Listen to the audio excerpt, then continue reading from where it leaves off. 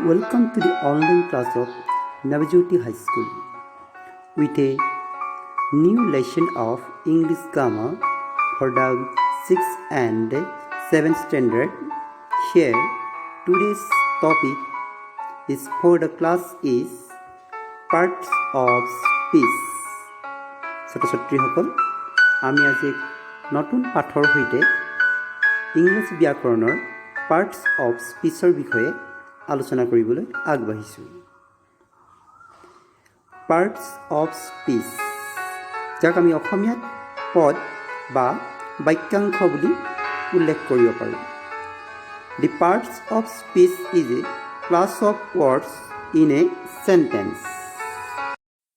অৰ্থাৎ আমি পদ বা বাক্যাংশ বুলি ক'লে আমি এটা বাক্যৰ তাত অন্তৰ্গত শব্দসমূহকে আমি ক'ব পাৰোঁ।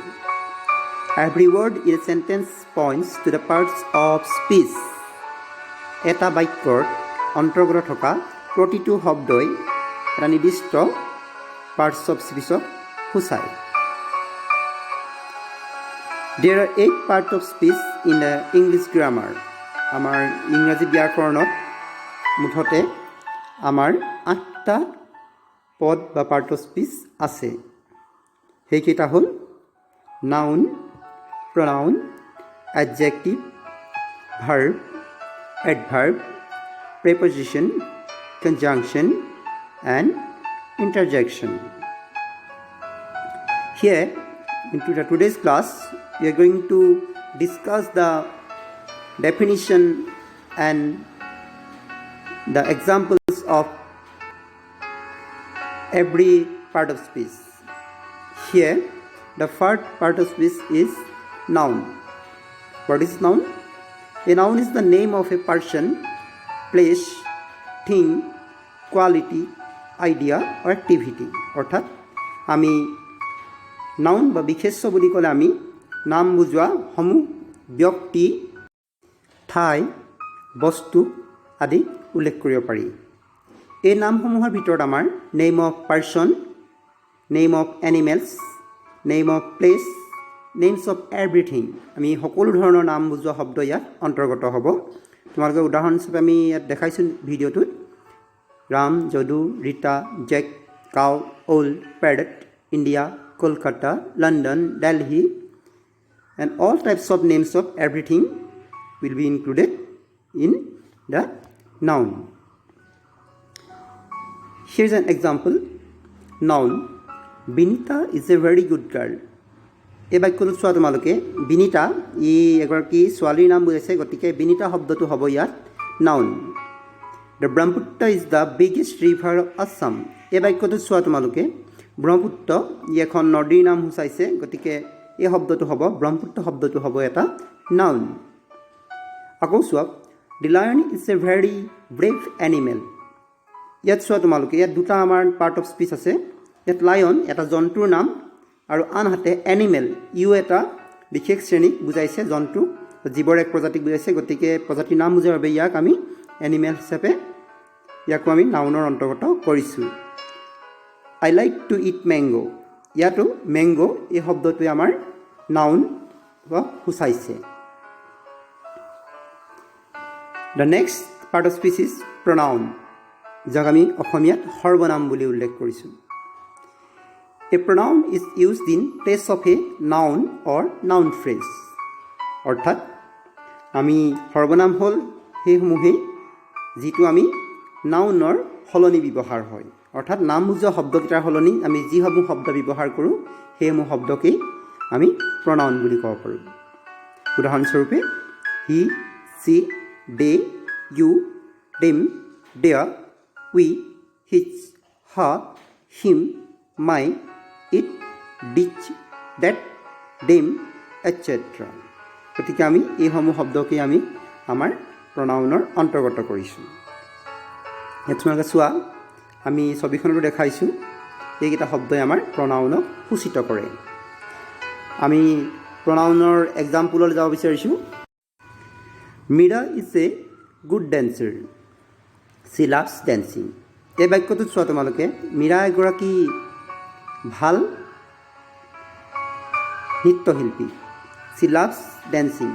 ইয়াত চোৱা চি মানে কাৰ কথা সূচাইছে মীৰাৰ কথা সূচাইছে এটা মীৰা এটা নাউন গতিকে নাম মীৰা শব্দটোৰ সলনি আমি চি ব্যৱহাৰ কৰিছোঁ গতিকে চি শব্দটো প্ৰনাউন তেনেকৈ চোৱা the box is very heavy Gopal cannot lift it ইয়াত চোৱা it মানে আমাৰ বক্সটোৰ কথা কোৱা হৈছে অৰ্থাৎ এই বক্স শব্দটোৰ সলনি আমি it শব্দটো ব্যৱহাৰ কৰিছোঁ গতিকে এই it শব্দটো প্ৰনাউন আকৌ চোৱা ইটো বাক্যত Tarun and Bitu are good friends.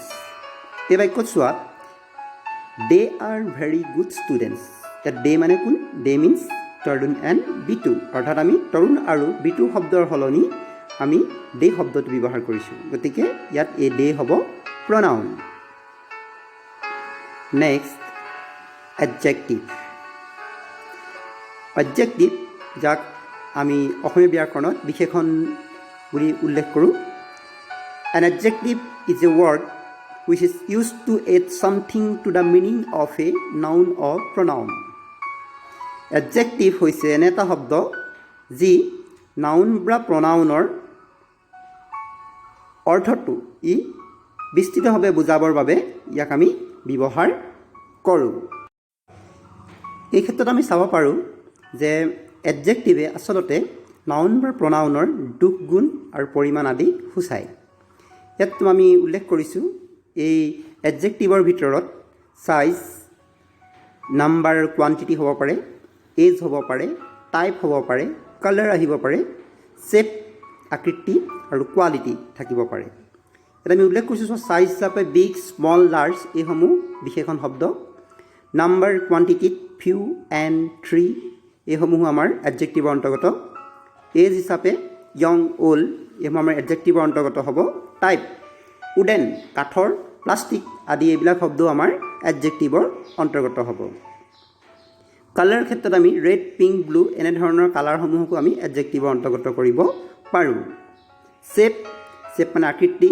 Square round এইসমূহো আমাৰ এই এডজেক্টিভৰ অন্তৰ্গত হ'ব ইয়াৰ উপৰি আমাৰ কোৱালিটিৰ ক্ষেত্ৰত আমি ইণ্টেলিজেণ্ট ৱাইজ ব্ৰেভ আদি শব্দসমূহৰ কথা উল্লেখ কৰিব পাৰোঁ ছাত্ৰ ছাত্ৰীসকল তোমালোকে পুনৰ চাবা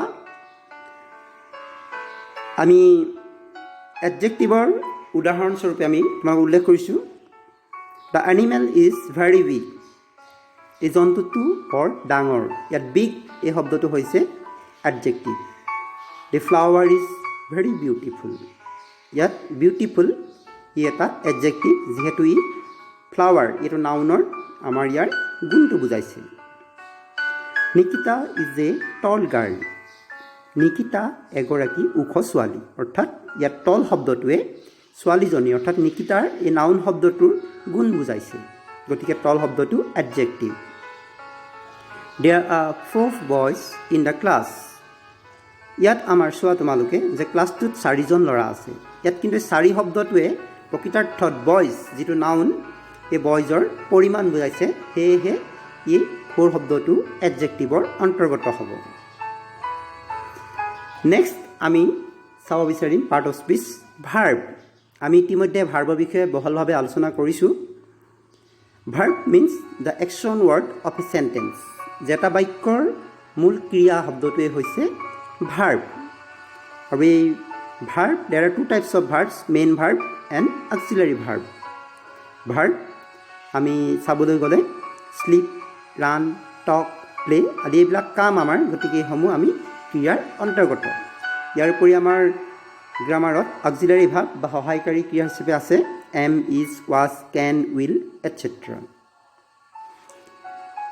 ছাত্ৰ ছাত্ৰীসকল আমি ইয়াৰ পিছতে যাব বিচাৰিছোঁ আমি ভাৰ্বৰ এক্সাম্পল কেইটামানলৈ the man is working in the field ইয়াত চোৱা তোমালোকে ইজ ৱৰ্কিং ইয়াত আমাৰ অক্সিলাৰী ভাৰ্ব আৰু মেইন ভাৰ্ব দুইটাই আছে গতিকে আমি এই দুটাই উল্লেখ কৰিছোঁ we are reading now are reading এই দুটা হৈছে আমাৰ verb the sun rises in the east ইয়াত আমাৰ ৰাইজ এইটো আমাৰ কাম গতিকে ৰাইজ হ'ব ভাৰ্ব ইউ উইল কাম টুমৰো ইয়াত উইল আৰু কাম দুইটা আমাৰ অক্সিলাৰী ভাৰ্ব আৰু মেইন ভাৰ্ব সূচাইছে গতিকে এই দুটা আমাৰ ভাৰ্ব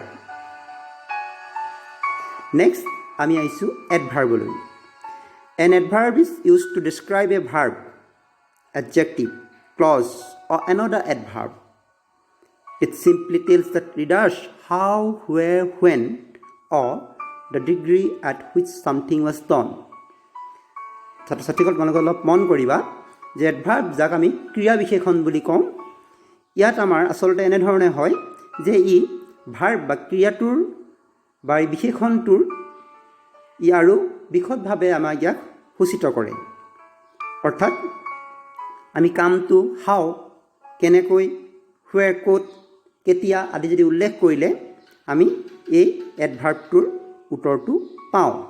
ইয়াত চোৱা, ডু এটা ভাৰ্ব, এতিয়া আমি কামটো কেনেকৈ কৰিছে, ইজিলি, সহজে, গতিকে ইজিলি শব্দটো এডভাৰ্ব।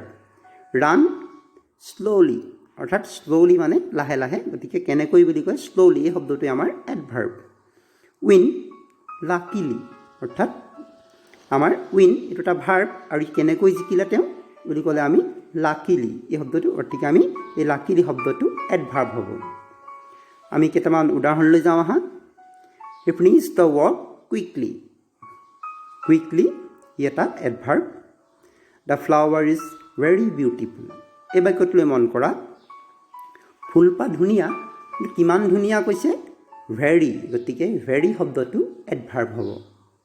The man walk slowly, slowly কেনেকৈ খোজকাঢ়ে মানুহজনে, slowly এডভাৰ্ব।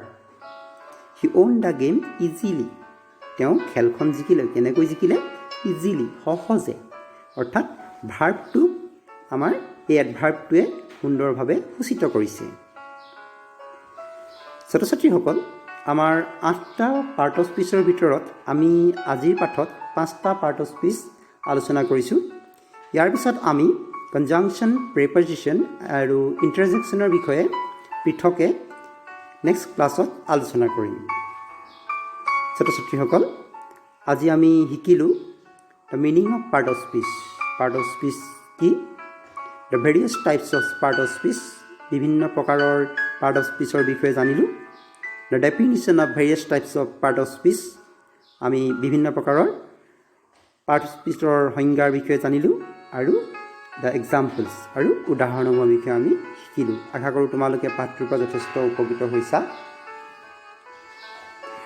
Here is an online homework for you. Prepare a list of words showing the following parts of speech: noun, pronoun, adjective, verb, adverb. 10 words each. ছাত্ৰ ছাত্ৰীসকল, তোমালোকে এখন list বা তালিকা তৈয়াৰ কৰিবা য'ত এই নাউন, প্ৰনাউন, এডজেক্টিভ, ভাৰ্ব, এডভাৰ্ব এই 5টা পাৰ্ট অফ স্পীচত সূচিত কৰা শব্দ অন্তৰ্গত হয়। অন্ততঃ প্ৰতিটো বিভাগতে প্ৰতিটো পদৰ বাবে 10টাকৈ শব্দ লিখি এখন তালিকা প্ৰস্তুত কৰিবা।